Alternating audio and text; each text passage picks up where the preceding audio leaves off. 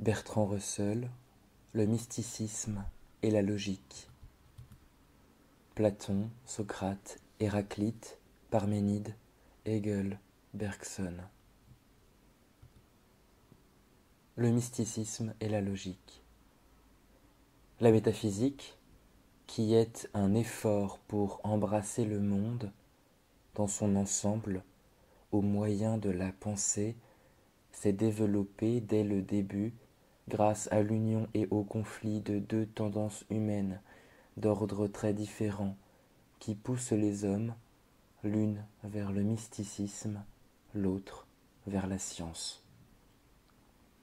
Quelques-uns ont été grands par le seul jeu de l'une de ces deux tendances, d'autres par le seul jeu de l'autre.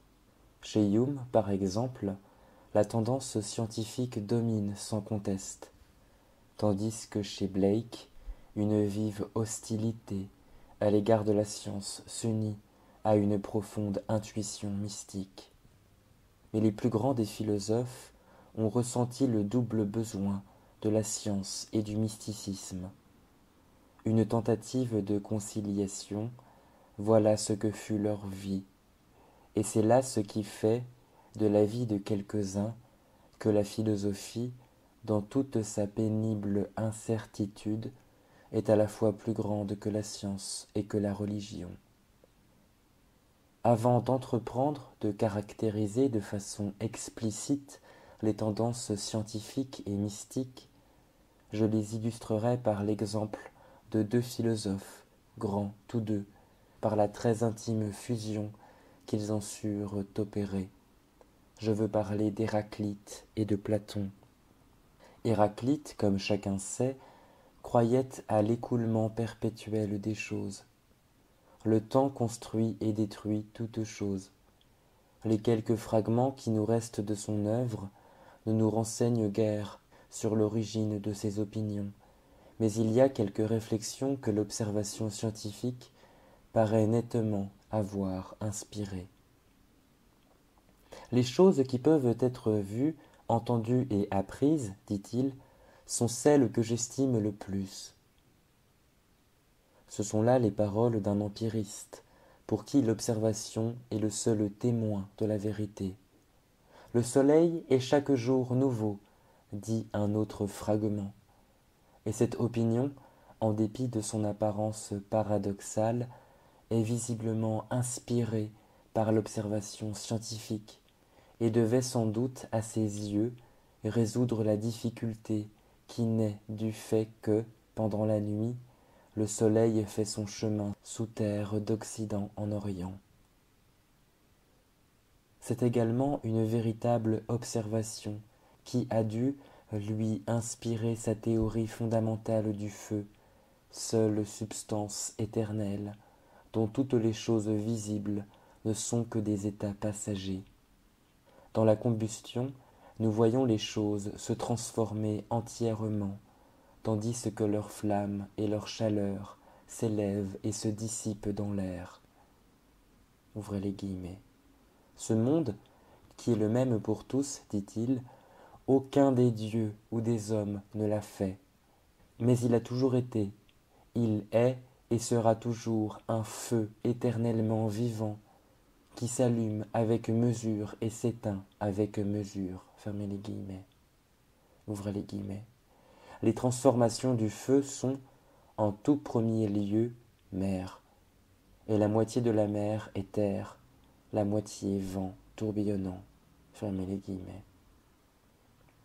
Cette thèse a beau être rejetée par la science, elle n'en a pas moins un caractère scientifique.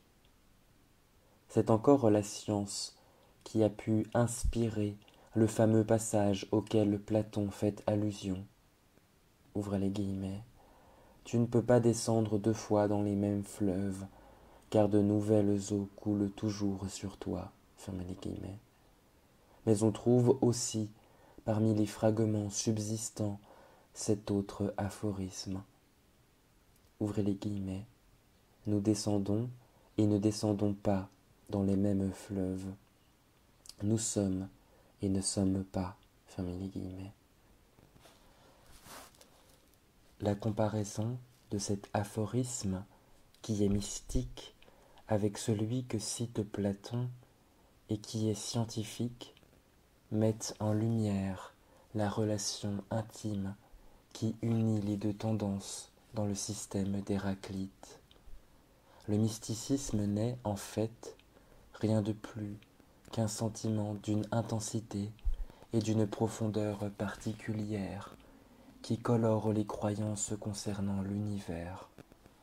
Et ce sentiment inspire à Héraclite, qui se fonde sur la science, des pensées d'une remarquable profondeur sur la vie et le monde. En voici quelques-unes. Le temps est un enfant jouant aux dames. La puissance royale est celle d'un enfant. C'est l'imagination poétique et non la science qui conçoit le temps comme le tyran du monde, avec toute l'irresponsable légèreté d'un enfant.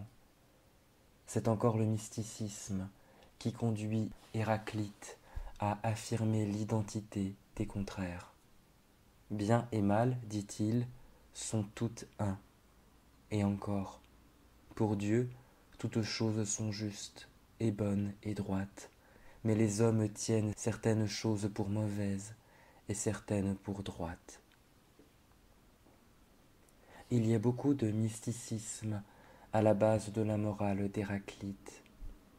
Il est vrai que seul un déterminisme scientifique eût pu lui dicter cette pensée, ouvrez les guillemets, le caractère de l'homme et sa destinée, fermez les guillemets. Mais c'est le mystique qui écrit, ouvrez les guillemets, toute bête est poussée au pâturage par des coups, fermez les guillemets. Et encore, ouvrez les guillemets, il est dur de combattre avec les désirs de son propre cœur. Tout ce qu'il aspire à obtenir, il le recherche aux dépens de l'âme. Et encore, la sagesse est une seule chose. Elle consiste à connaître la pensée par laquelle toutes choses sont dirigées par toutes choses. Fermez les guillemets. On aurait pu multiplier les exemples, mais ceux que l'on vient de donner montrent suffisamment le caractère de l'homme. Tels qu'ils lui apparaissent, les faits scientifiques entretenaient le foyer de son âme. Et à sa lumière, il lisait dans les secrets de la nature qui reflétaient son feu subtil et ondoyant. C'est dans un tempérament de ce genre que l'on peut observer la véritable union du mystique et du savant. Le plus haut degré d'excellence, à mon avis, qu'il soit possible d'atteindre dans le domaine de la pensée. Les mêmes tendances se retrouvent chez Platon, quoique la tendance mystique soit nettement la plus puissante des deux et remporte toujours la victoire finale dans un conflit de quelque importance. Sa description de la caverne est un exposé classique de la croyance en une connaissance plus vraie et en une réalité plus réelle que celle des sens. Socrate. Représente-toi maintenant l'état de la nature humaine par rapport à la science et à l'ignorance, d'après le tableau que je vais faire. J'imagine des hommes renfermés dans une demeure souterraine, caverneuse, qui donne une entrée à la lumière dans toute la longueur de la caverne. Là, dès leur enfance, ils ont les jambes et le cou enchaînés de telle sorte qu'ils restent immobiles et qu'ils ne voient que les objets qu'ils ont en face. Leur chaîne les empêche de tourner la tête. Derrière eux, à une certaine distance et à une certaine hauteur, est un feu dont la lumière les éclaire.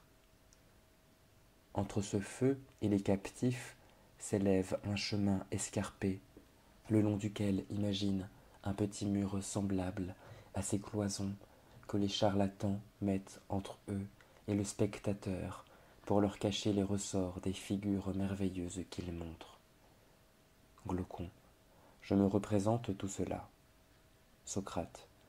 Figure-toi des hommes qui passent le long de ce mur, portant des objets de toutes sortes qui s'élèvent au-dessus du mur, des figures d'hommes et d'animaux en pierre ou en bois, et de 1000 formes différentes.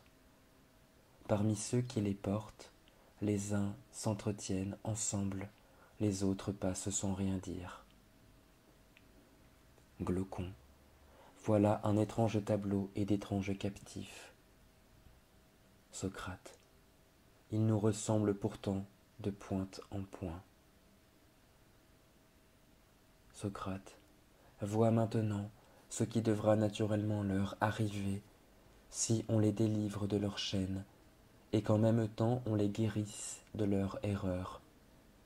Si un captif est délivré de ses chaînes et forcé de se lever sur le champ, de tourner la tête, de marcher et de regarder du côté de la lumière, si, en faisant tous ces mouvements, il éprouve de grandes douleurs et que des éblouissements l'empêchent de distinguer les objets dont il voyait auparavant les ombres, que penses-tu qu'il répondrait dans le cas où on lui dirait que jusqu'alors il n'a vu que des fantômes, qu'à présent, plus près de la réalité et tourné vers des objets plus réels, il voit plus juste? Supposons enfin qu'en lui montrant chacun des objets qui passent, on l'oblige, à force de questions, à répondre ce que c'est. Ne penses-tu pas qu'il serait dans l'embarras et que ce qu'il voyait auparavant lui paraîtrait plus vrai que ce qu'on lui montre?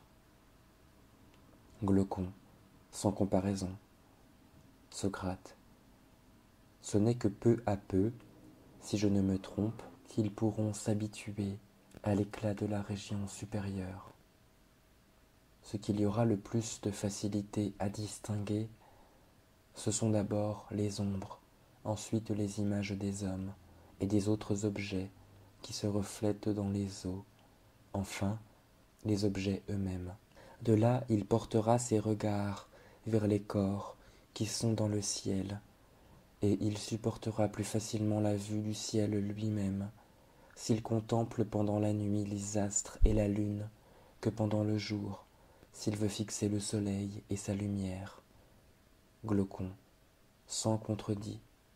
Socrate. À la fin, il pourra, je pense, non seulement voir le soleil dans les eaux et partout où son image se réfléchit, mais encore le contempler lui-même à sa véritable place, tel qu'il est. Glaucon, nécessairement. Socrate. Après cela, se mettant à raisonner, il en viendra à conclure que c'est le soleil qui fait les saisons et les années, qui gouverne tout dans le monde visible, et qui est en quelque sorte la cause de tout ce qu'il voyait dans la caverne avec ses compagnons de captivité. Glaucon. Il est évident que, de degré en degré, il arrivera à toutes ces conclusions. Socrate. Voilà précisément, cher Glaucon, l'image fidèle et complète à laquelle il faut rattacher par comparaison ce que nous avons dit précédemment. L'antre souterraine, c'est ce monde visible. Le feu qui l'éclaire, c'est la lumière du soleil. Ce captif qui monte à la région supérieure et la contemple, c'est l'âme qui s'élève jusqu'au monde intelligible. Voilà du moins quelle est ma pensée, puisque tu veux la savoir. Dieu sait si elle est vraie. Quant à moi, la chose me paraît telle que je vais dire. Aux dernières limites du monde intelligible est l'idée du bien qu'on aperçoit sans peine, mais qu'on ne peut apercevoir sans conclure qu'elle est la cause universelle de tout ce qu'il y a de beau et de bon, que dans le monde visible, elle crée la lumière et l'astre qui la donne directement, que dans le monde invisible, c'est elle qui produit directement la vérité et l'intelligence, et que par conséquent, il faut avoir les yeux fixés sur elle pour agir avec sagesse dans les affaires publiques et privées.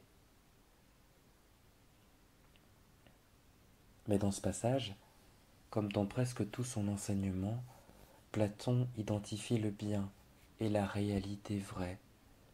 Et cette identification est entrée dans la tradition philosophique, où elle joue un rôle important, même aujourd'hui.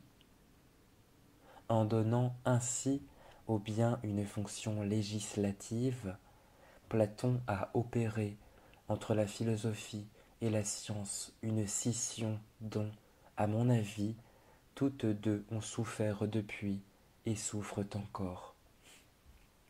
Le savant, quels que soient ses désirs, doit les mettre de côté quand il étudie la nature, et, pour parvenir à la vérité, le philosophe doit en faire autant. Il n'est légitime de souffrir des considérations morales qu'une fois la vérité établie.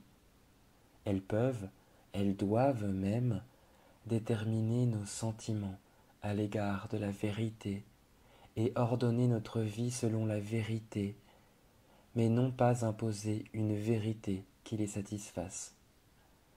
Il y a chez Platon de nombreux passages, parmi ceux qui illustrent l'aspect scientifique de son esprit, où il semble s'en être parfaitement rendu compte.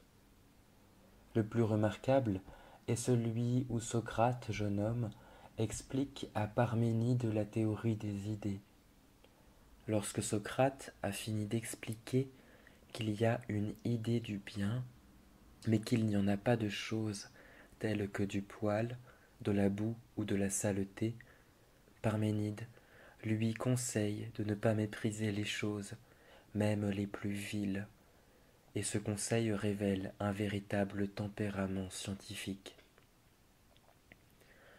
C'est en combinant ce tempérament impartial et l'intuition mystique d'une réalité supérieure et d'un bien caché que la philosophie pourra réaliser ses plus hautes possibilités. Et c'est parce qu'elle n'y a pas réussi jusqu'à présent qu'une si grande partie de la philosophie idéaliste est creuse, morte et décharnée. Nos idéaux ne peuvent porter de fruits que s'ils sont fécondés par la nature. Séparés d'elle, ils deviennent stériles. Mais cette fécondation ne peut s'accomplir lorsqu'il s'agit d'un idéal à qui les faits répugnent, ou qui exige d'avance que le monde soit conforme à ses désirs. Parménide lui-même est à l'origine du courant mystique, si intéressant qui traverse l'œuvre de Platon. Ce mysticisme que l'on pourrait appeler logique parce qu'il fait partie intégrante de théories logiques. Cette espèce de mysticisme qui semble, tout au moins en ce qui concerne l'Occident, avoir pris naissance chez Parménide, domine les raisonnements de tous les grands métaphysiciens mystiques jusqu'à Hegel et à ses disciples modernes.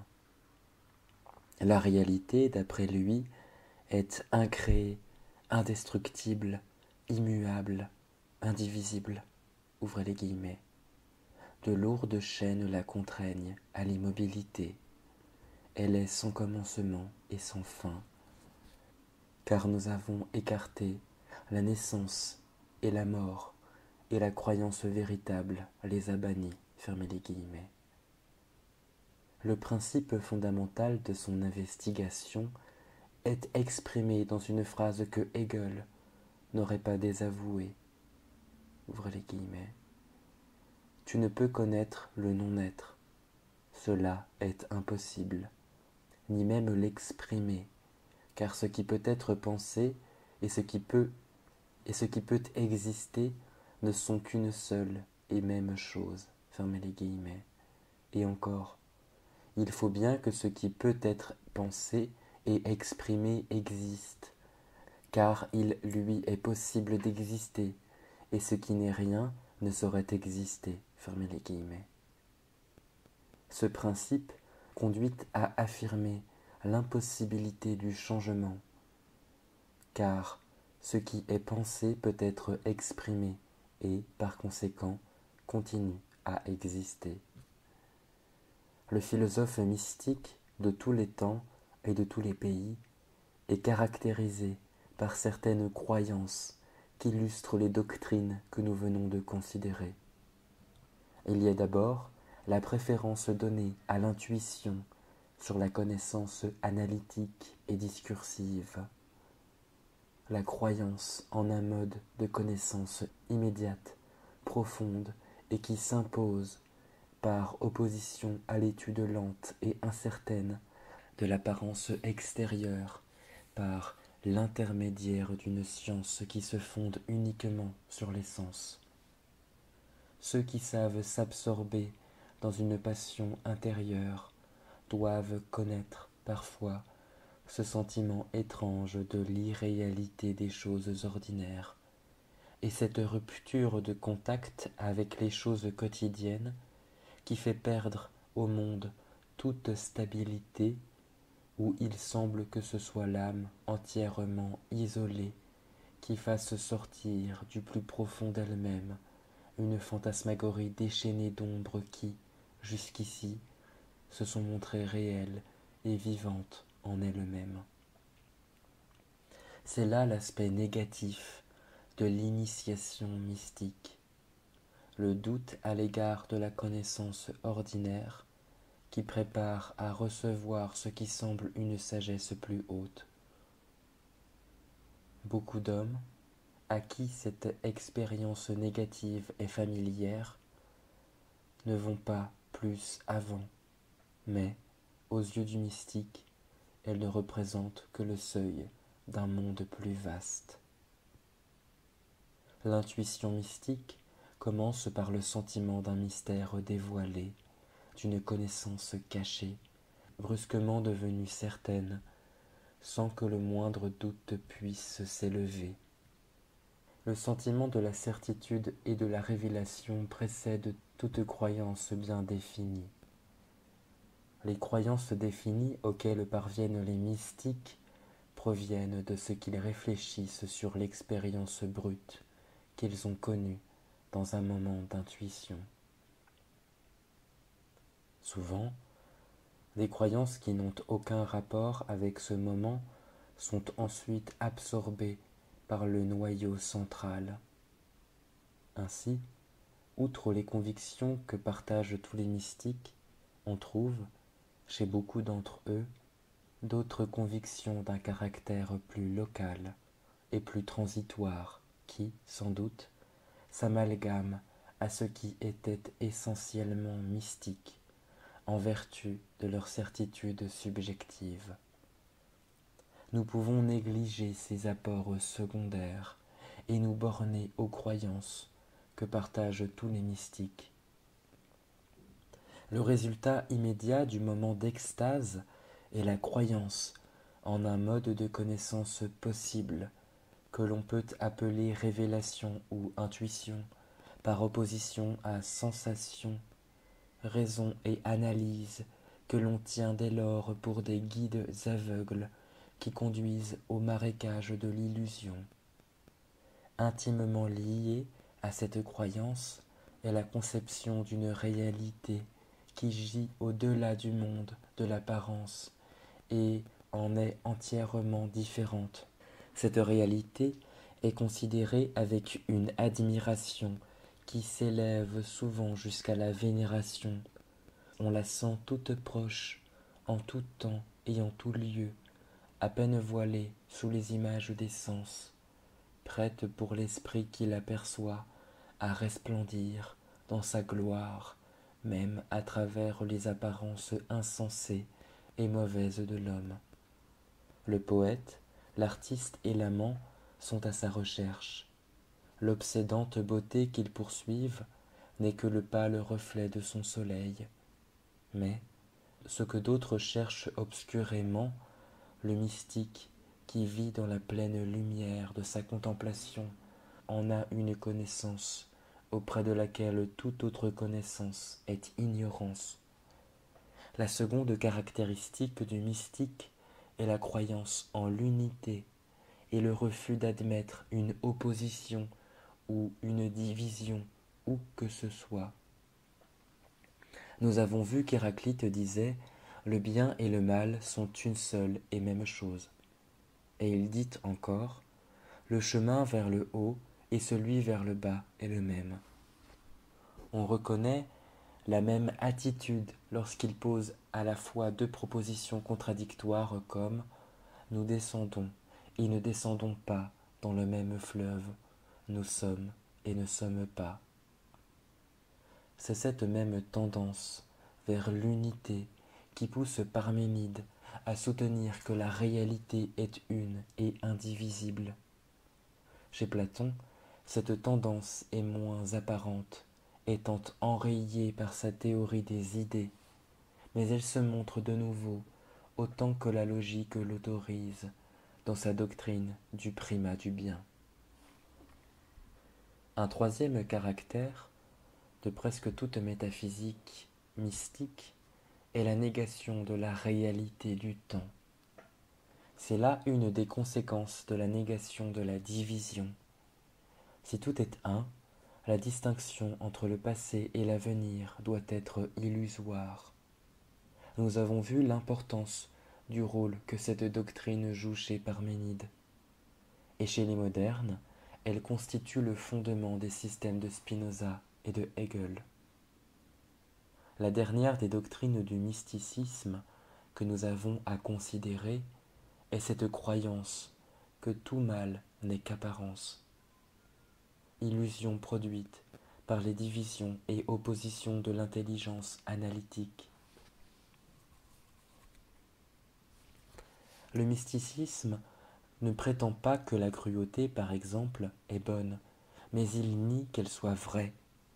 Elle appartient à ce monde inférieur des apparences, d'où nous peut affranchir une intuition intérieure.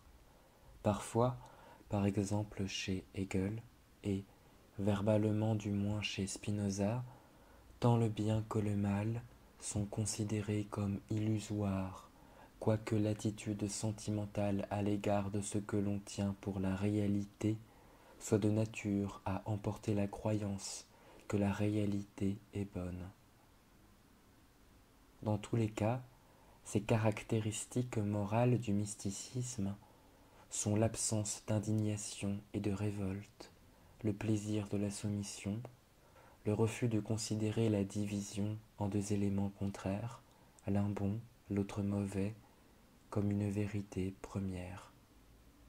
Cette attitude est une conséquence directe de la nature de l'expérience mystique. À son esprit d'unité est associé un sentiment de paix infinie. De fait, on pourrait croire que c'est le sentiment de paix qui produit, comme dans le rêve, tout le système de croyances coordonnées qui constitue le corps de la doctrine mystique. Mais c'est là un problème difficile et sur lequel on ne peut espérer que les hommes s'accordent jamais. 4 problèmes s'élèvent donc quand se pose la question de la véracité ou de la fausseté du mysticisme, savoir 1.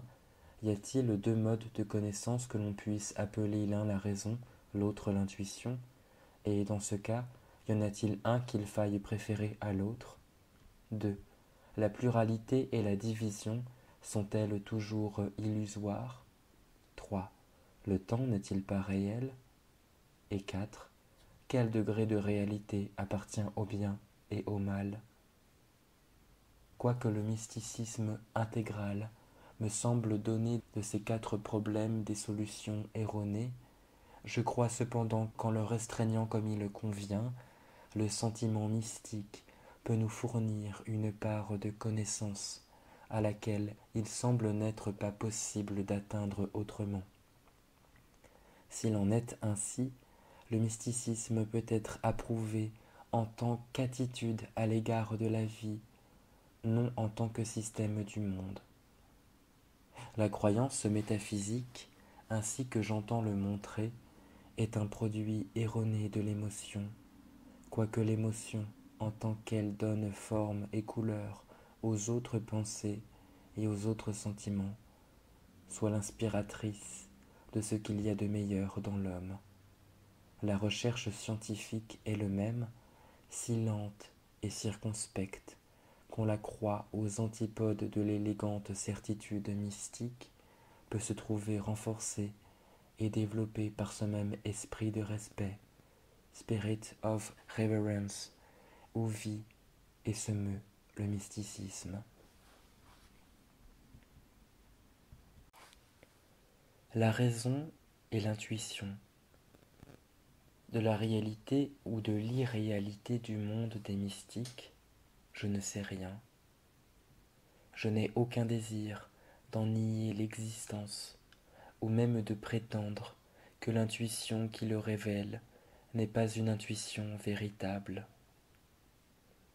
Ce que j'entends soutenir, et c'est ici que s'affirme l'attitude scientifique, c'est que l'intuition, qui est invérifiée et ne se fonde sur rien, n'offre de la vérité qu'un témoignage insuffisant, en dépit du fait qu'elle a joué à l'origine un rôle important dans la recherche de la vérité. Il est d'usage d'opposer l'instinct et la raison.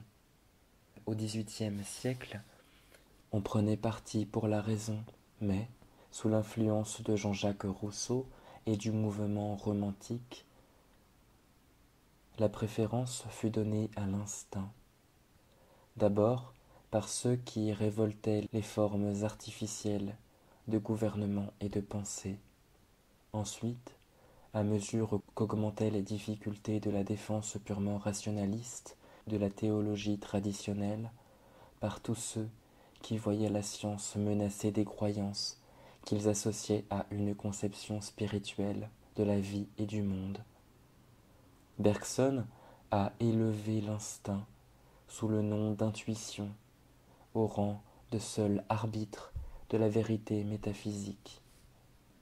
Mais en réalité, l'opposition entre l'instinct et la raison est presque entièrement illusoire.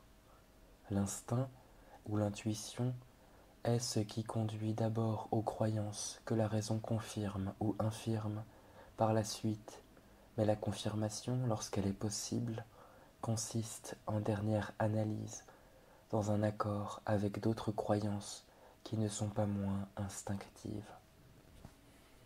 La raison est synthèse et contrôle, plutôt que puissance créatrice. Jusque dans le domaine de la plus pure logique, c'est l'intuition qui, la première, appréhende le nouveau.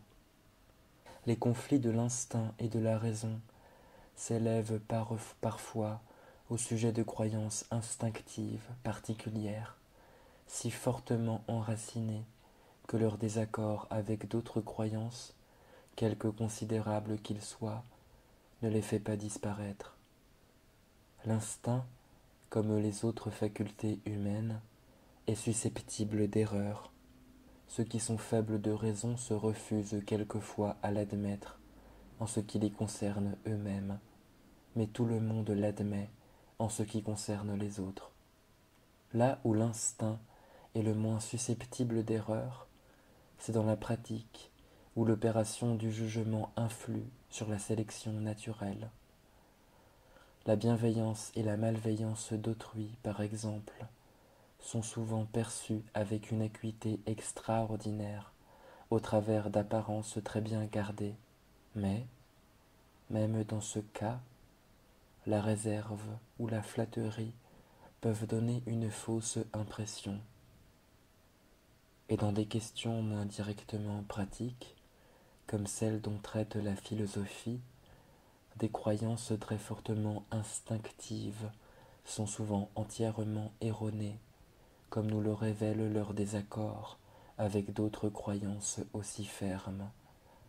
Ce sont ces considérations qui indiquent la nécessité du rôle synthétique de la raison.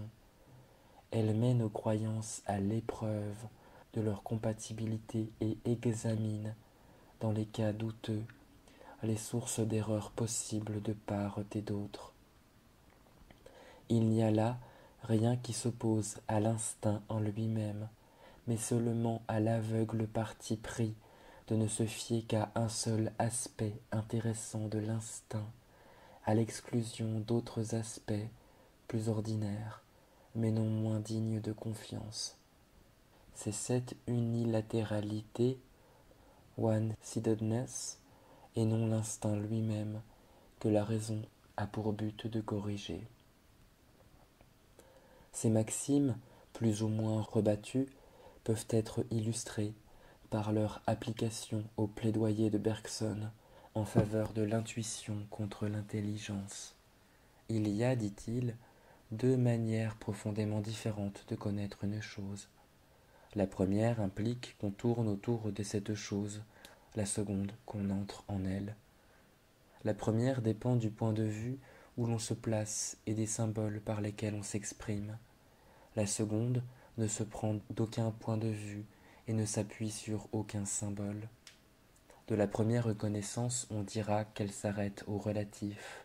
De la seconde, là où elle est possible qu'elle atteint l'absolu. Fermez les guillemets. Celle-ci, qui est l'intuition, est, dit-il, ouvrez les guillemets, cette espèce de sympathie intellectuelle par laquelle on se transporte à l'intérieur d'un objet pour coïncider avec ce qu'il a d'unique et par conséquent d'inexprimable. Fermez les guillemets. Il prend pour exemple la connaissance de soi. Ouvrez les guillemets. Il y a une réalité que nous saisissons tous du dedans par intuition et non par simple analyse. C'est notre propre personne dans son écoulement à travers le temps. C'est notre moi qui dure. Fermez les guillemets. Le reste de la philosophie de Bergson consiste à rendre, par l'intermédiaire imparfait du langage, la connaissance acquise par intuition et en la condamnation qu'il en tire de toute prétendue connaissance due à la science et au sens commun. Cette méthode, du fait qu'elle prend parti dans un conflit de croyances instinctives, trouvera à se justifier en démontrant que les croyances qu'elle défend ont plus de fondement que les autres. C'est ce que Bergson prétend faire, d'abord en expliquant que l'intelligence est une faculté purement pratique, servant à des fins biologiques, ensuite en citant les exemples remarquables de l'instinct chez les animaux, et en insistant sur certaines données du monde que l'intuition seule peut saisir et qui déroutent toute interprétation de l'intelligence. De la théorie bergsonienne de l'intelligence, faculté purement pratique, développée dans la lutte pour la vie et non source de croyances vraies, on peut dire, d'abord, que ce n'est que par l'intelligence que nous connaissons la lutte pour la vie et les origines biologiques de l'homme. Si l'intelligence nous trompe, on ne pourra plus croire à cette évolution qui n'est connue que par inférence. Si, d'un autre côté, nous sommes d'accord avec lui pour penser que l'évolution s'est faite comme le croyait Darwin, alors il n'y a pas que notre intelligence, mais aussi toutes nos autres facultés qui se sont développées sous la pression de l'utilité pratique. L'intuition se montre dans ce qu'elle a de meilleur, là où elle est immédiatement utile, par exemple en ce qui concerne le caractère et les sentiments des individus.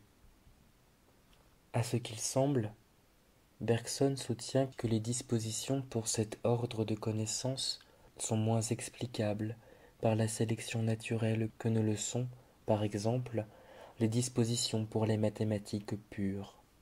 Pourtant, le sauvage trompé par une feinte amitié pourra payer son erreur du prix de sa vie, tandis que, même dans les sociétés les plus civilisées, on ne met pas à mort un homme à cause de son ignorance des mathématiques. Dans tous les plus frappants de ces exemples d'intuition chez les animaux, il y a un intérêt immédiat au point de vue de la survivance du plus apte. Cela tient évidemment à ce fait que l'intuition et l'intelligence se sont toutes deux développées à cause de leur utilité et que, dans un sens large, elles sont utiles lorsqu'elles enseignent la vérité et nuisibles quand elles enseignent ce qui n'est pas. L'intelligence, chez l'homme civilisé, comme les dispositions artistiques, s'est parfois développée au-delà de ce qui est nécessaire à l'individu. L'intuition, d'autre part, semble diminuer en définitive à mesure qu'augmente la civilisation. Elle est plus développée chez les enfants que chez les adultes, chez l'homme sans instruction que chez l'homme instruit. Chez les chiens, elle dépasse probablement tout ce que l'on peut trouver chez l'homme. Mais ceux qui jugent que ces faits plaident en faveur de l'intuition devraient se remettre à vivre en sauvages dans les bois, à se peindre le corps et à se nourrir de ronces.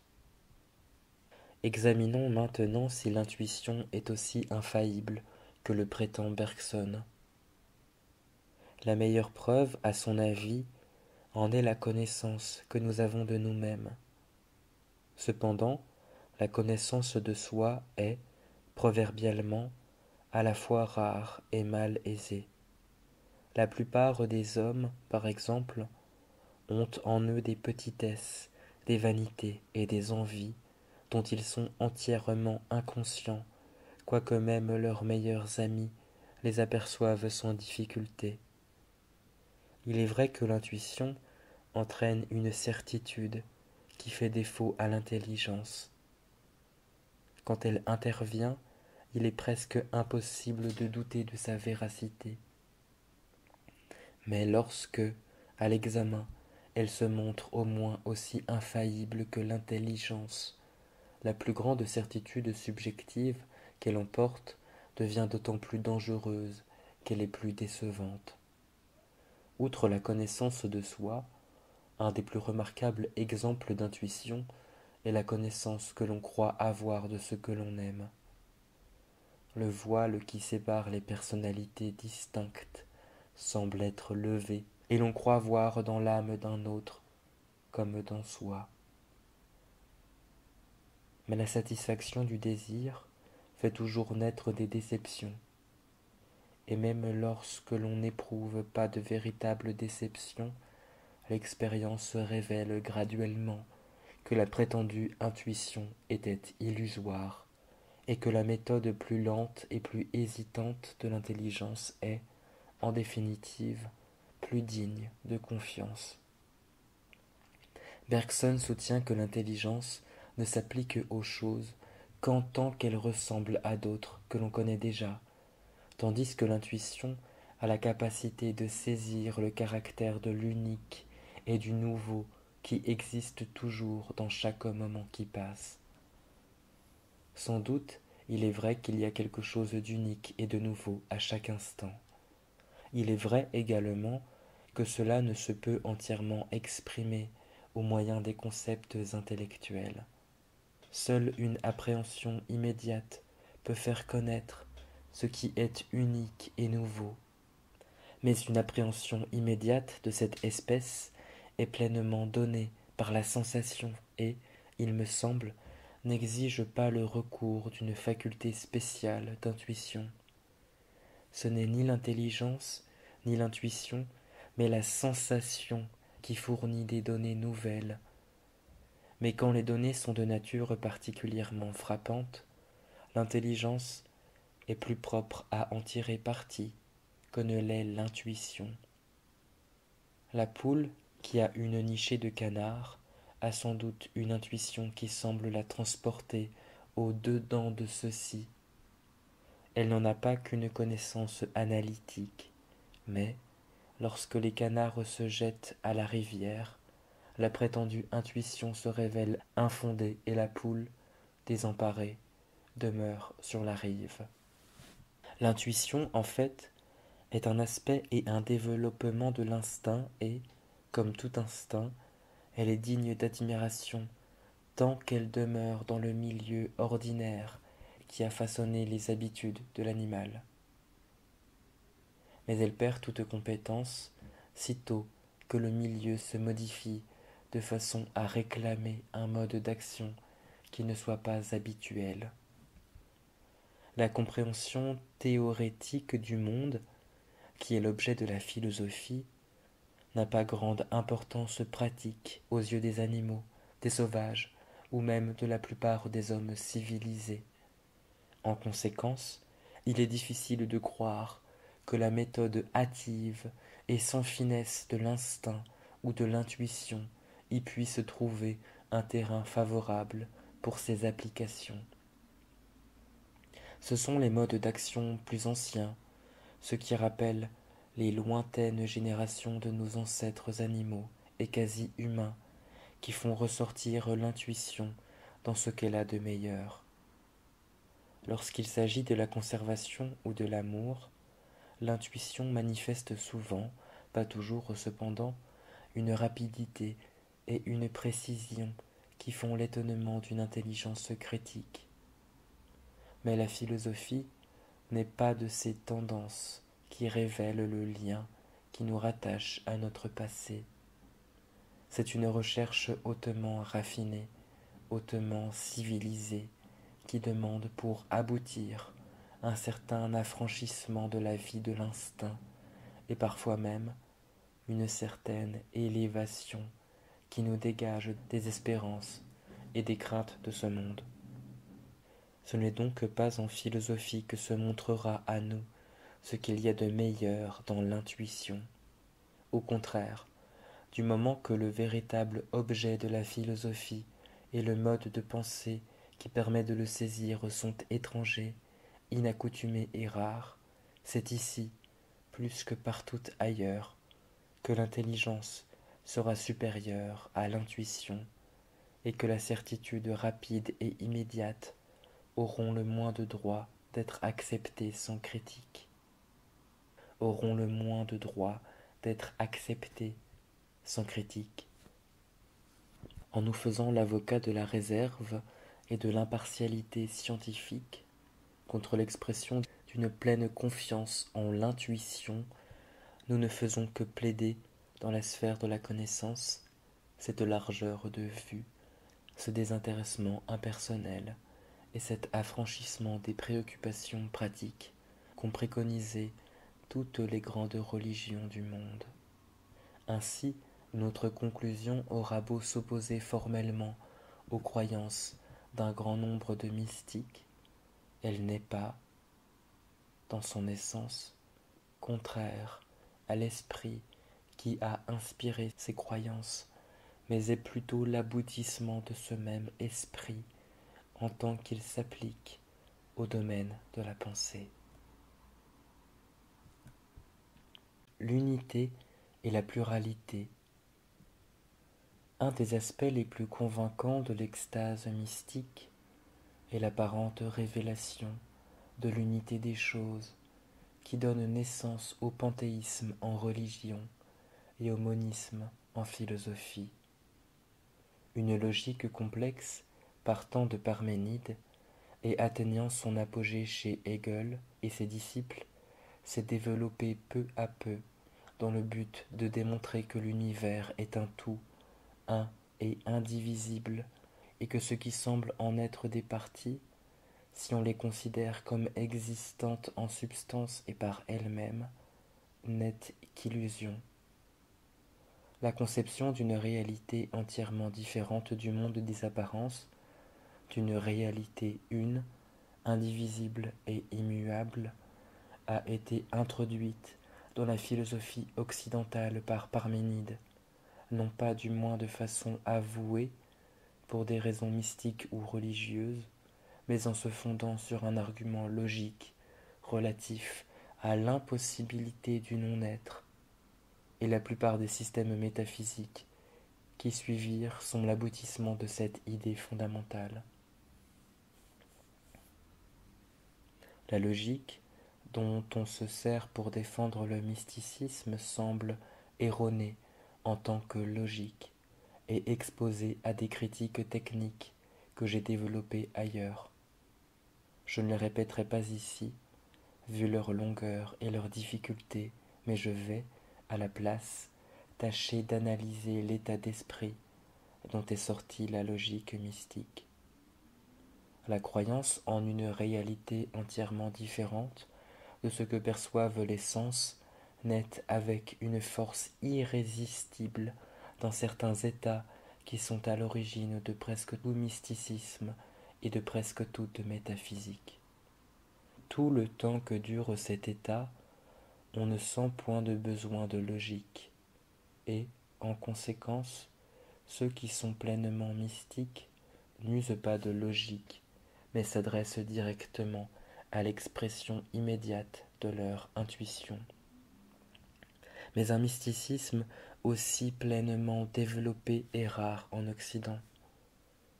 Lorsque faiblit l'intensité de la certitude affective, celui qui a l'habitude de raisonner cherche des fondements logiques à la croyance qu'il trouve en lui. Mais, du moment que la croyance existe déjà, il recevra avec beaucoup de facilité n'importe quel appui qui pourra se présenter. Les paradoxes que sa logique semble démontrer sont en réalité les paradoxes du mysticisme, et sont des fins auxquelles il sent que sa logique doit parvenir pour s'accorder avec son intuition. La logique, qui en est le fruit, a rendu la plupart des philosophes incapables de rien expliquer au monde de la science et de la vie quotidienne. S'ils étaient souciés de le faire, ils auraient probablement reconnu les erreurs de leur logique, mais la plupart d'entre eux se sont moins souciés de comprendre le monde de la science et de la vie quotidienne. S'ils s'étaient souciés de le faire, ils auraient probablement reconnu les erreurs de leur logique, mais la plupart d'entre eux se sont moins souciés de comprendre le monde de la science et de la vie quotidienne que de le convaincre d'irréalité en faveur d'un monde suprasensible, réel. C'est ainsi qu'ont traité de la logique ceux d'entre les grands philosophes qui furent mystiques.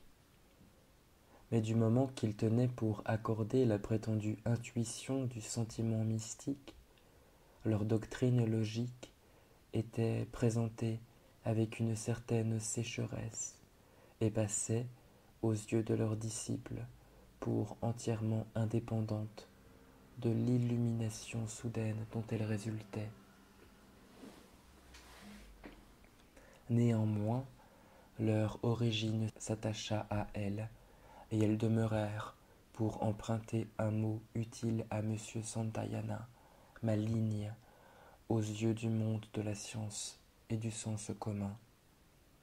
Ce n'est que de cette façon que s'explique la facilité avec laquelle les philosophes ont accepté le désaccord de leur doctrine et des faits ordinaires et scientifiques qui semblent le mieux établis et le plus digne de confiance. La logique du mysticisme révèle, ainsi qu'il est naturel, les vices inhérents à tout ce qui est malin. La tendance logique, que l'on ne sent point, tant que dure l'état mystique, s'affirme de nouveau aussitôt qu'il faiblit, mais avec le désir de retenir l'intuition qui disparaît, ou du moins de prouver que c'était vraiment l'intuition, et que ce qui semble la contredire n'est qu'illusion. La logique qui naît ainsi n'est pas entièrement désintéressée et pure, elle est dictée par une haine particulière du monde quotidien auquel elle doit s'appliquer. Une attitude de ce genre ne donne évidemment pas les meilleurs résultats. Chacun sait que ce n'est pas le moyen de comprendre un auteur que de le lire uniquement pour le réfuter, et lire dans le livre de la nature avec la certitude que tout y est illusion ne semble pas devoir le faire mieux comprendre. Si notre logique doit trouver intelligible le monde ordinaire, elle ne doit pas lui être hostile, mais être pleine d'une véritable soumission, de celle qu'on rencontre rarement chez les métaphysiciens. Le temps. L'irréalité du temps est une des thèses essentielles de nombreux systèmes métaphysiques, fondés souvent nominalement, comme déjà chez Parménide, sur des arguments logiques, mais issus à l'origine de la certitude qui naît dans les moments d'intuition mystique. Comme dit un poète persan soufi, le passé et l'avenir sont ceux qui dérobent Dieu à nos regards. Consume-les tous deux par le feu. Combien de temps encore te laisseras-tu découper en fibres comme un roseau? La croyance en l'immutabilité nécessaire de l'ultime vérité est très répandue. Elle a donné naissance à l'idée métaphysique de substance et, même aujourd'hui, elle trouve le moyen de se satisfaire d'une façon entièrement illégitime par des principes scientifiques comme celui de la conservation de la masse et de l'énergie. Il est malaisé de débrouiller les parts de vérité et d'erreur dans ce point de vue. Les arguments en faveur de l'irréalité du temps et du caractère illusoire du monde sensible doivent, à mon avis, être considérés comme fallacieux. Néanmoins, il y a une façon de voir qu'on ressent mieux qu'on ne l'exprime, où le temps est un élément superficiel et sans importance de la réalité. Il faut reconnaître que le passé et l'avenir sont aussi réels que le présent, et une certaine libération du joug du temps est nécessaire à la pensée philosophique. L'importance du temps est plus pratique que théorique. Elle attrait plus à nos désirs qu'à la vérité. À ce qui me semble, en se figurant que les choses entrent dans le cours du temps, mais appartiennent à un monde qui est en dehors de celui-ci, on obtient une image du monde plus vraie que lorsque l'on conçoit le temps comme un tyran qui emporte tout ce qui existe. Dans le domaine de la pensée et dans celui du sentiment, même si le temps est réel, être imbu de son peu d'importance, c'est être au seuil de la sagesse. On voit immédiatement qu'il en est ainsi quand on se demande pourquoi nos sentiments à l'égard du passé sont différents de nos sentiments en ce qui concerne l'avenir. La différence qui s'y trouve est entièrement d'ordre pratique. Nos désirs peuvent modifier l'avenir, mais non le passé. L'avenir est, dans une certaine mesure, soumis à notre volonté, tandis que le passé est irrémédiablement fixé. Mais tout avenir deviendra un jour le passé. Si, aujourd'hui, nous voyons le passé tel qu'il est vraiment, il faut, lorsqu'il était encore à venir, qu'il ait été identique à ce qu'il est aujourd'hui, tel que nous le voyons. Et ce qui, aujourd'hui, est à venir, doit être identique à ce que ce sera, tel que nous le verrons lorsque ce sera devenu le passé. La différence qualitative que l'on trouve entre le passé et l'avenir n'est donc pas une différence de nature, mais seulement une différence relative à nous-mêmes. Elle cesse d'exister du point de vue de l'impartialité, et l'impartialité, dans le domaine intellectuel, est cette même qualité de désintéressement qui, dans le domaine de l'action, nous paraît sous forme de justice et d'altruisme. Celui qui veut contempler le monde à la lumière de la vérité et s'élever par la pensée au-dessus de la tyrannie des désirs d'ordre pratique devra apprendre à réprimer toute différence d'attitude entre le passé et l'avenir, et à embrasser d'un même regard l'entier écoulement du temps. La funeste façon dont le temps intervient dans notre pensée théorique et philosophique me semble pouvoir être illustrée par l'exemple de cette philosophie qui est devenue associée à l'idée d'évolution et que représentent Nietzsche, le pragmatisme et Bergson. Cette philosophie en se fondant sur le développement qui a conduit des formes inférieures de la vie à l'homme, voit dans le progrès la vie fondamentale de l'univers et admettent ainsi la différence entre avant et après au centre même de son point de vue. Je n'entends pas m'en prendre à son historique du monde, quelque hypothétique qu'il soit, mais je crois que, dans l'ivresse d'un rapide succès, on a oublié bien des choses nécessaires à la compréhension véritable de l'univers. Il faudra mitiger d'un peu d'hellénisme, d'un peu de résignation orientale aussi, cette confiance précipitée de l'Occident avant qu'elle puisse passer de l'ardeur de la jeunesse à la sagesse réfléchie de la maturité. En dépit de l'appui qu'elle exige de la science, la véritable philosophie scientifique est, à mon avis, quelque chose de plus sévère et de plus élevé qui s'adresse moins aux espérances de ce monde et exige une discipline plus forte pour être susceptible de quelque succès. L'origine des espèces de Darwin persuada le monde que la différence entre les diverses espèces animales et végétales n'est pas une différence immuablement fixée comme on le croit. La théorie des espèces naturelles, qui avait rendu la classification facile et claire, qui s'encadrait dans la tradition d'Aristote et se trouvait protégée par le prétendu appui qu'elle fournissait au dogme de l'orthodoxie, fut, soudain, à jamais bannie du monde de la biologie. La différence entre l'homme et les animaux inférieurs, que notre vanité humaine se plaît à croire considérable, fut considérée comme un développement continu impliquant l'existence d'êtres intermédiaires que l'on ne saurait ranger d'une façon définitive, ni au-dedans, ni au-dehors du genre humain. Laplace avait déjà montré que le Soleil et les planètes proviennent très probablement d'une nébuleuse primitive, plus ou moins différenciée.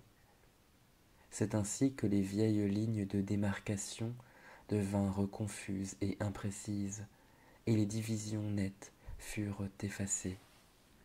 Les choses et les êtres n'eurent plus de frontières, et on ne pouvait dire ni où ils commençaient, ni où ils finissaient. Mais, si l'orgueil de l'homme fut ébranlé un instant par sa parenté avec le singe, il trouva bientôt à s'affirmer de nouveau, et c'est ce qui constitue la philosophie de l'évolution.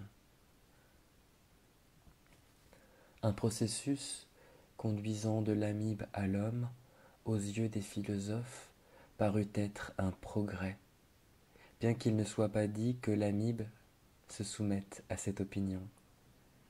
Aussi le cycle de transformation qui, pour la science, constituait l'histoire probable du passé, passa-t-il pour révéler la loi du développement de l'univers dans le sens du meilleur, évolution ou déploiement d'une idée qui s'incorpore lentement dans le présent.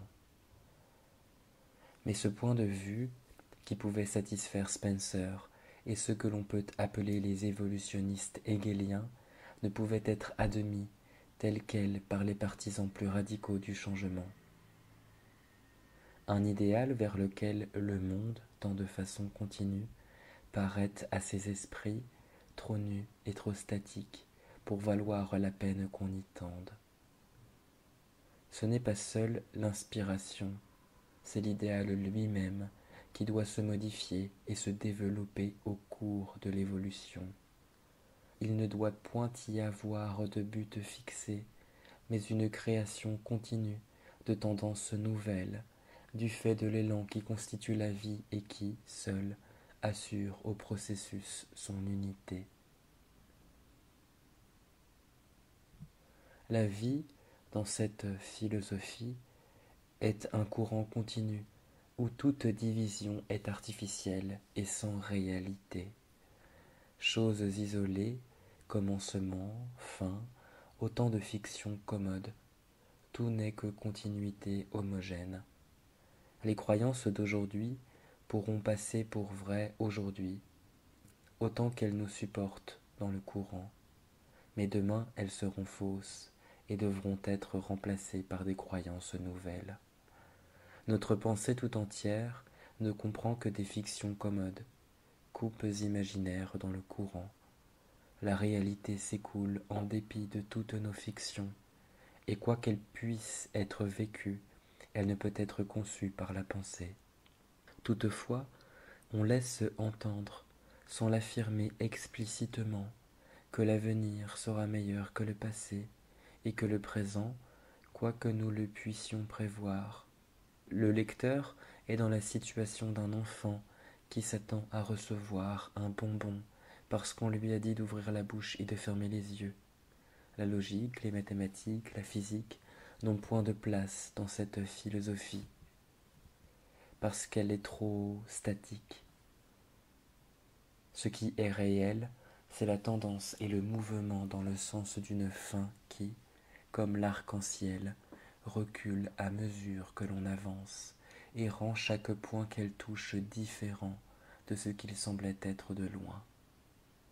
Je n'entends point faire un examen technique de cette philosophie. Je désire seulement montrer comme quoi les mobiles et les préoccupations qui l'inspirent sont si exclusivement pratiques et les problèmes qu'elle traite si particuliers qu'il est difficile de dire qu'elle touche à aucun des problèmes qui, à mon avis, constituent la véritable philosophie. L'intérêt primordial de l'évolutionnisme est dans le problème de la destinée humaine, ou du moins du sens de la vie.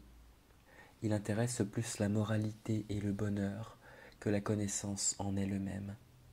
Il faut reconnaître qu'on peut en dire autant de bien d'autres philosophies, et qu'on rencontre rarement le goût des connaissances propres à la philosophie. Mais, si c'est la vérité qui est le but de la philosophie, il est nécessaire avant tout que le philosophe acquiert cette curiosité intellectuelle et désintéressée qui caractérise le véritable homme de science.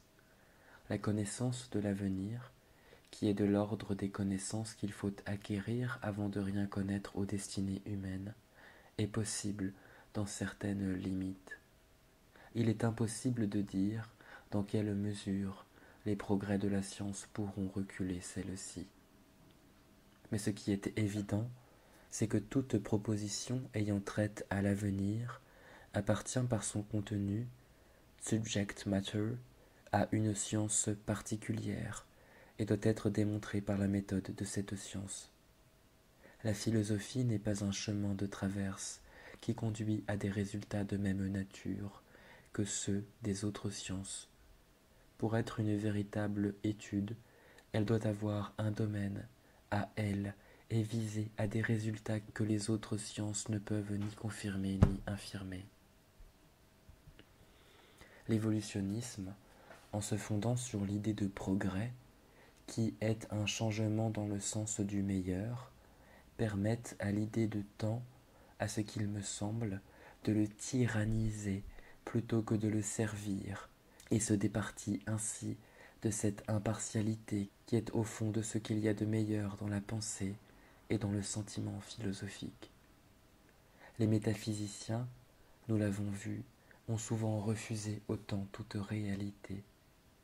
Je n'entends pas faire comme eux, je veux seulement prendre la défense du point de vue qui les a inspirés et de cette attitude qui, dans le domaine de la pensée, accorde au passé autant de réalité qu'au présent et autant d'importance qu'à l'avenir.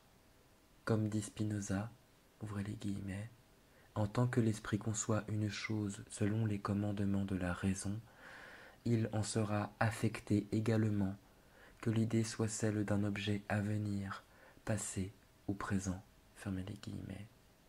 C'est cette conception selon les commandements de la raison qui, à mon avis, fait défaut à la philosophie de l'évolution. Le bien et le mal. Le mysticisme soutient que tout mal est illusoire et tient parfois les mêmes propos à l'égard du bien, mais, le plus souvent, il soutient que la réalité est un bien. Les deux opinions se trouvent à la fois chez Héraclite, le bien et le mal sont une seule et même chose, dit-il, mais aussi en Dieu tout est beau et bon et juste. Les hommes, au contraire, conçoivent certaines choses comme justes, d'autres comme injustes. Cette double thèse se rencontre chez Spinoza, mais celui-ci emploie le mot perfection pour indiquer un bien qui n'est pas simplement le bien humain. Ouvrez les guillemets. Par réalité et perfection, j'entends une même chose. Fermez les guillemets, dit-il. Mais ailleurs, on trouve cette définition. Ouvrez les guillemets. J'entends par bien ce que nous savons, de toute certitude, nous être utiles. Fermez les guillemets. Ainsi, la perfection appartient à la réalité elle-même, mais le bien est relatif à nous et à nos besoins, et disparaît devant un examen impartial. Cette distinction, à mon avis, est nécessaire si l'on veut comprendre l'aspect moral du mysticisme. Il y a dans ce bas monde un bien et un mal d'espèce particulière qui divisent le monde des apparences en deux parties qui semblent s'opposer. Mais il y a aussi un bien mystique et plus élevé qui appartient à la réalité et auquel ne s'oppose aucune espèce de mal. Il est difficile de rendre compte de cette opinion logiquement, sans reconnaître que le bien et le mal sont subjectifs, que le bien n'est que ce qui nous inspire un certain sentiment, et le mal ce qui nous inspire un sentiment contraire. Dans la vie pratique, nous avons un choix à exercer et à nous décider entre deux actes également possibles. Il est nécessaire de distinguer le bien du mal, ou, du moins, le meilleur du pire. Mais cette distinction entre tout ce qui appartient à l'action fait partie de ce que le mysticisme considère comme le monde de l'illusion, ne serait-ce que parce que le temps y est essentiel. Dans notre vie spéculative, où l'action n'a pas à intervenir, il est possible d'être impartial et de déposer le dualisme qui impose l'action. Tout le temps que nous serons purement impartiaux, nous pourrons nous contester de dire que dans l'action tant le bien que le mal sont des illusions. Mais si le monde entier nous paraît digne d'amour et d'adoration, comme il arrive dans l'état mystique, si nous voyons la terre et toutes les choses ordinaires paraître d'une lumière céleste, nous dirons qu'il y a un bien supérieur à celui de l'action, et que ce bien supérieur appartient au monde entier, tel qu'il est en réalité. De cette façon, l'attitude équivoque et l'hésitation apparente du mysticisme s'expliquent et se justifient. La possibilité de cet amour et de cette joie universelle dans tout ce qui existe est d'une importance capitale dans la conduite et dans le bonheur de la vie et donne une valeur inestimable à l'émotion mystique, indépendamment de toute croyance positive qui peut se fonder sur elle. Mais, pour ne pas être induite en erreur, il est nécessaire de se représenter exactement ce que révèle l'intuition mystique. Elle révèle une potentialité de la nature humaine, celle d'une vie plus noble, plus heureuse, plus libre que tout autre qu'il serait possible d'atteindre autrement. Mais elle n'apprend rien en ce qui concerne le non-humain ou la nature de l'univers en général. Le bien et le mal, et même ce bien supérieur que le mysticisme trouve partout, sont le reflet des sentiments dont nous affectent d'autres objets, et ne font pas partie de la substance des choses, telles qu'elles sont en elles-mêmes. Et c'est pourquoi un observateur impartial, affranchi de toute préoccupation du moi, ne jugera pas les choses bonnes ou mauvaises, bien qu'à son impartialité se mêle très facilement ce sentiment d'amour universel qui fait dire aux mystiques que le monde entier est bon, La philosophie de l'évolution, par l'idée de progrès, est liée au sort du dualisme moral du meilleur et du pire, et se trouve ainsi exclue non seulement de cette méthode d'investigation qui s'abstrait entièrement des idées de bien et de mal, mais également de la croyance mystique que tout est bon dans le monde. De cette façon, la distinction du bien et du mal, de même que le temps, devient tyrannique dans cette philosophie et introduit dans la pensée l'infatigable puissance de sélection que possède l'action. À ce qu'il semblerait donc, le bien et le mal, comme le temps, ne sont pas des fonctions générales ou fondamentales, mais des organes composés et hautement spécialisés de la hiérarchie intellectuelle. Nous venons de voir que l'on peut interpréter le mysticisme de manière à conserver cette opinion que le bien et le mal ne sont pas fondamentaux du point de vue intellectuel. Il faut reconnaître toutefois qu'en ce point, nous ne sommes plus formellement d'accord avec la plupart des grands philosophes et des grands apôtres religieux du passé. Je crois cependant qu'une élimination du point de vue moral en philosophie constitue à la fois une nécessité scientifique et, quelque paradoxal que cela puisse paraître, un progrès moral. Ces assertions doivent toutes deux être sommairement démontrées. L'espoir de satisfaire nos désirs plus humains, de démontrer que le monde a telle ou telle signification morale désirable, n'est pas de ceux, à mon avis, que la philosophie puisse satisfaire en aucune façon.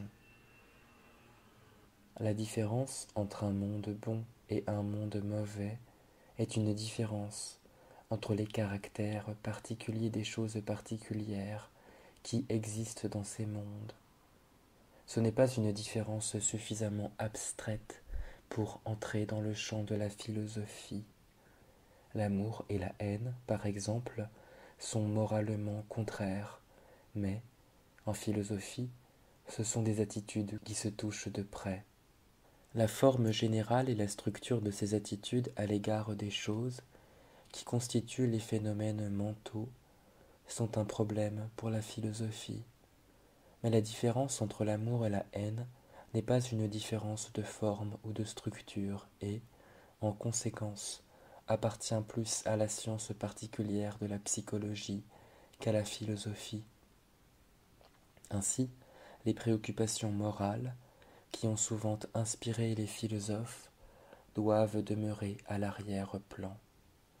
Une préoccupation morale, d'un certain ordre, peut inspirer l'œuvre entière, mais ne doit pas intervenir dans le détail, ni se trouver dans le résultat particulier auquel on tend.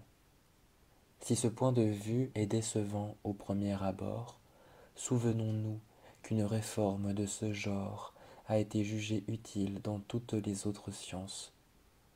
On ne demande plus aux physiciens ou aux chimistes de prouver la valeur morale des ions ou des atomes, ni aux biologistes de démontrer l'utilité des végétaux ou des animaux qu'ils dissèquent.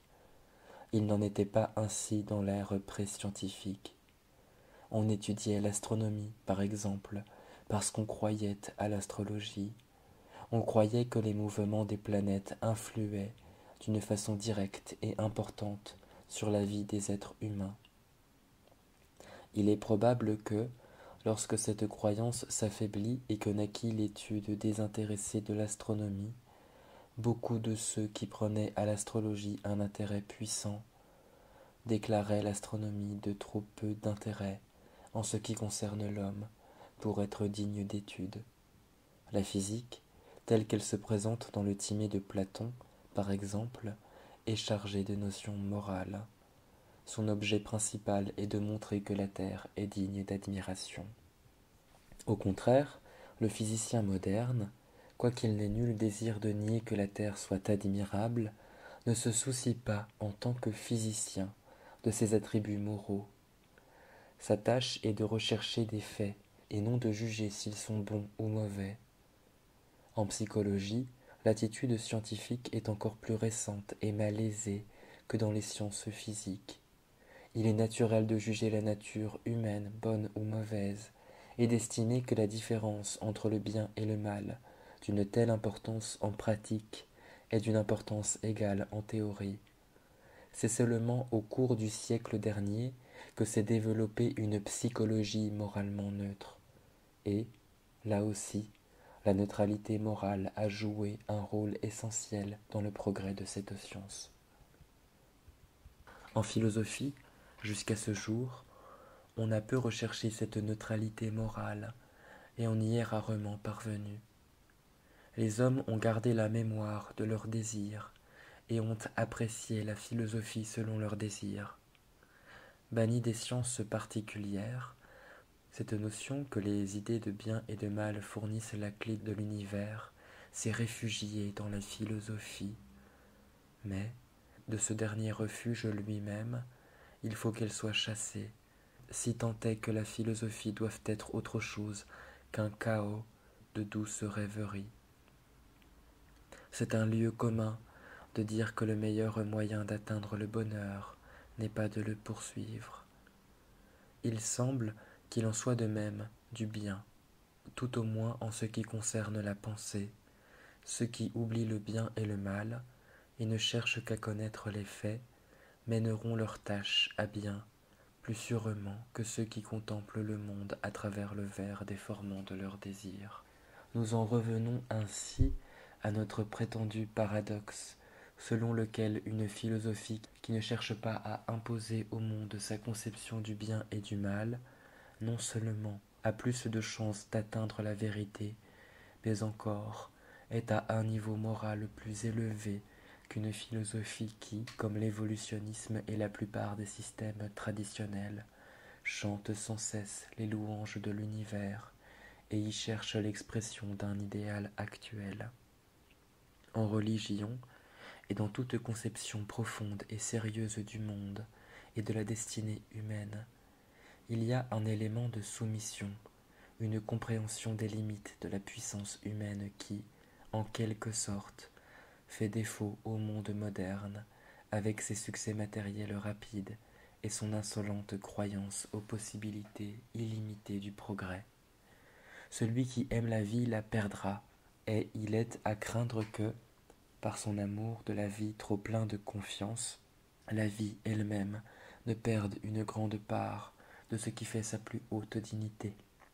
La soumission que la religion préconise dans l'action est animée du même esprit que celle que la science enseigne dans la pensée, et la neutralité morale à laquelle elle doit ses conquêtes est le fruit de cette soumission.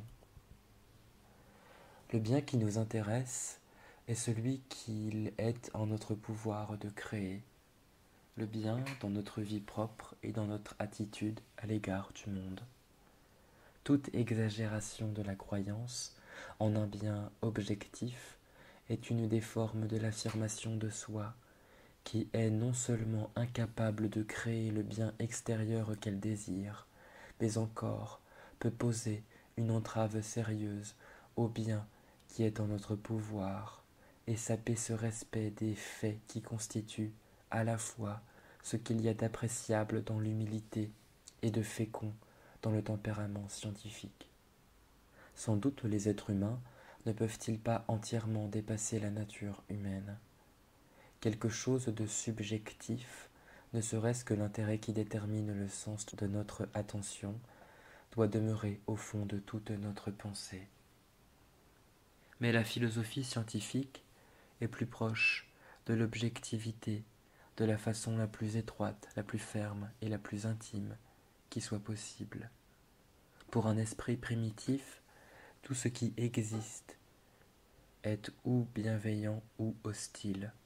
Mais l'expérience a montré que la bienveillance et l'hostilité ne sont pas des conceptions qui permettent de comprendre le monde.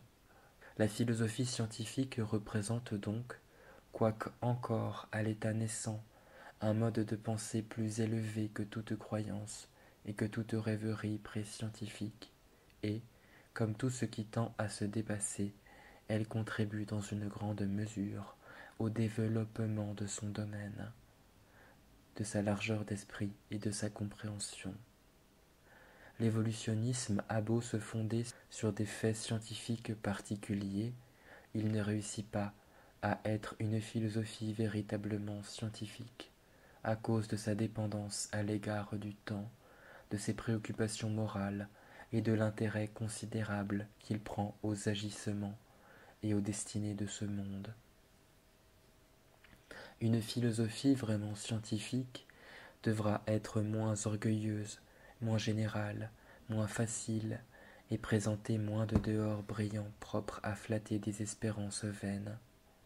Mais elle devra aussi être plus affranchie du temps, et plus capable d'accepter le monde sans la tyrannie que lui imposent les désirs passagers des hommes.